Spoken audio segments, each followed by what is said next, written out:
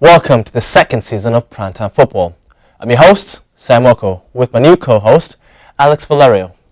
Alex, it's been about 4 months since the end of last season, I'd say. Yeah, about do you want to catch us up on what's been happening in the transfer window? Well, we'll go with the most important transfers. Basically, Gareth Bale. Gareth Bale. I don't even know where to begin because as a Madrid fan, I don't believe that he's worth 100 million euros, about $133 million. You can build a whole team with that, can't you? You can build a couple teams with that if you try hard enough. But again, the reason why I don't think he's worth 100 million is because let's look at it between him and Cristiano Ronaldo, who was the previous most expensive player in the world. Cristiano had pedigree. He had titles with Manchester United. He had the Ballon d'Or. He had a bunch of other titles. Gareth Bale has none of that except Rookie of the Year, I believe, which is a title in itself. But just to have Rookie of the Year title and not, you can't be worth 100 million. That's just me. But I'm sure they have. Can't you make the case that now that he's going to move to Real Madrid, he has a chance of playing in Champions League football? He has a chance. Yes. But what I'm saying is that if Real Madrid bought him like Neymar bought, Barcelona bought Neymar for $45 million. Barcelona bought Neymar, yeah, for 45. Yeah. They paid 50 million. Yeah, that.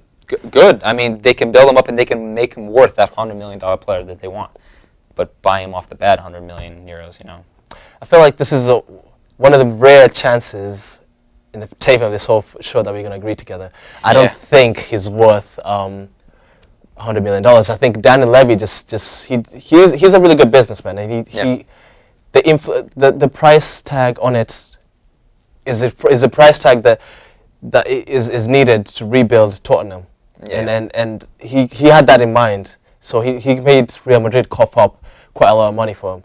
I mean, it was to keep him and have him continue to help the team and grow the team, or sell him now, which, I mean, I guess in their case was a good deal.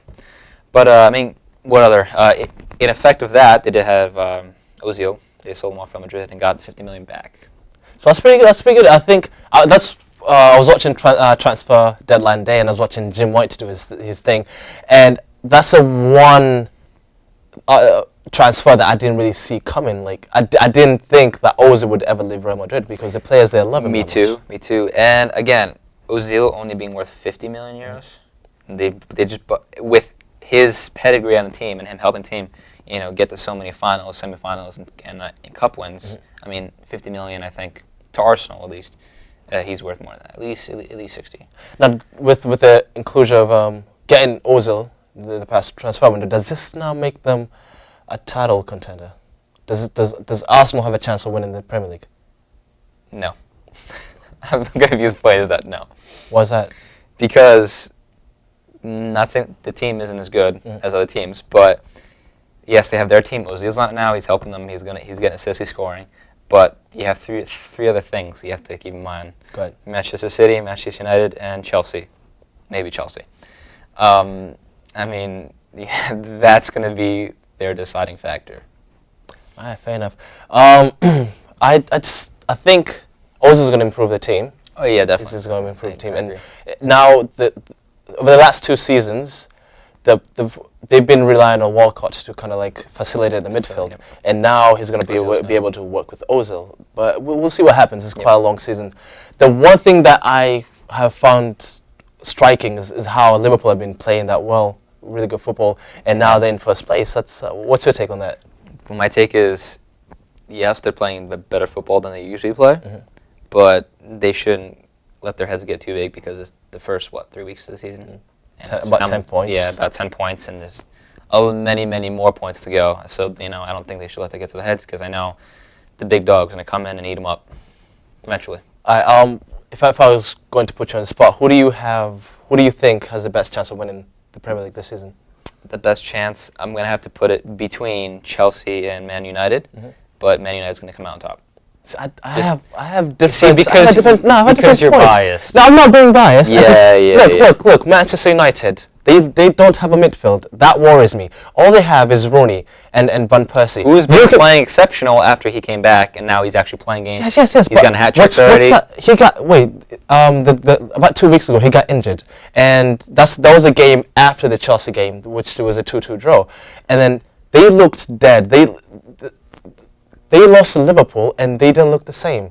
Without Rooney, Manchester United is done. He's not going to be there. He's not healthy enough to pull out and play all 40 games this season, and Champions League, and Capital One Cup, and FA Cup. Okay, I don't think that's going to happen. And then we have who else?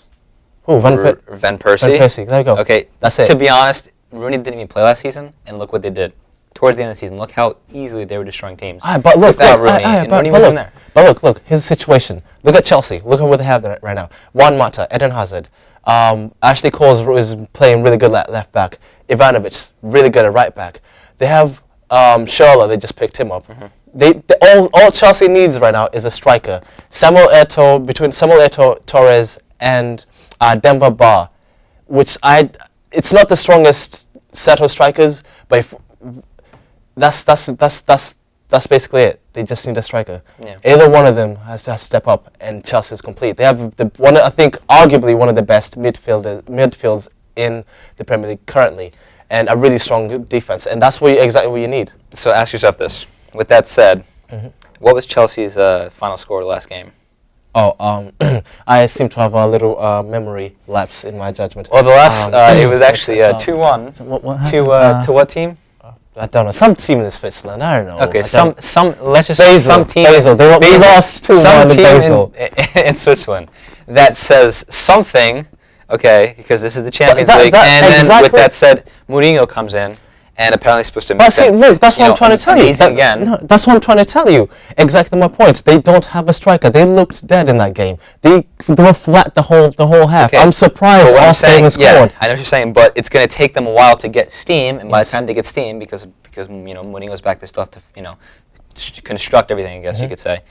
Look at what they did, and that's going to continue for a bit, just like they did last season. Once they get to a certain point, then they start winning games. But then by that time.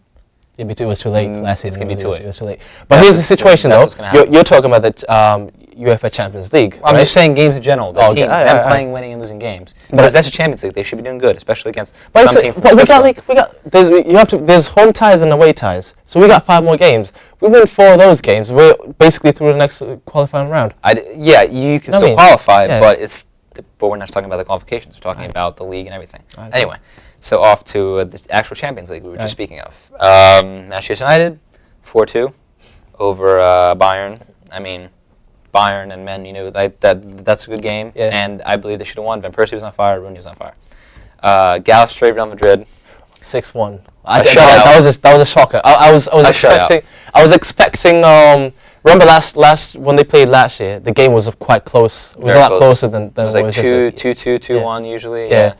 But they smoked him out of the water. That was not. And Gareth Bale scored. Gareth Bale came out in the 60th minute, and they didn't play him. But then after he came in, Ronaldo was just like, nope, it's my show. Came out, hat trick, in like less than 25 minutes, I think. But only to be overshadowed by Messi scoring a hat trick. Overshadowed? So but it's the same thing. I'm just saying. I was trying to rive you off. That's okay. Well, you're trying to be devil's advocate, but still. The teams winning 6-1. Barca did win 4-0 over Ajax, may I add, not Galatasaray. All right. But yes, Messi did score a hat trick. Ronaldo scored a hat trick. He's not being overshadowed. He is because the media blows him out of proportion for that. But that's just how it is.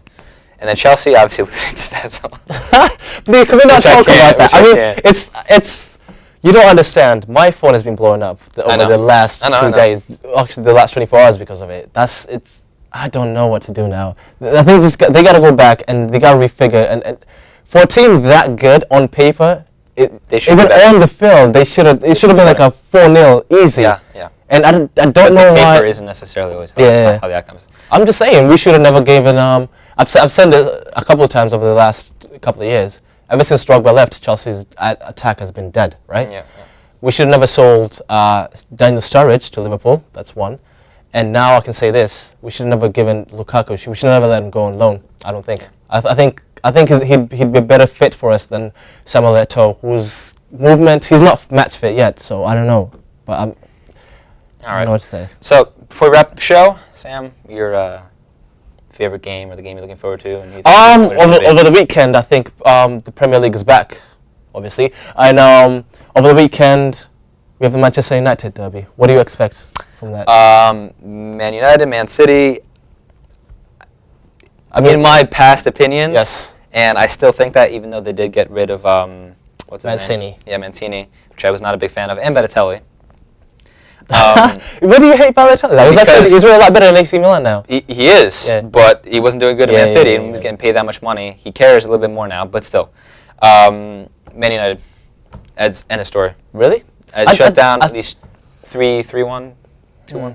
I think I'm leaning more towards City on this. I don't know why, but I'm hoping for a captivating it's gonna game, be like last year. Just hopefully the crowd doesn't get involved and try to mess up the game. And I just like a really safe, captivating game. That's it. All right. With that being said, I'm Alex Valera. This is Sam Mocha, and we'll see you next time on Primetime Football. Take care.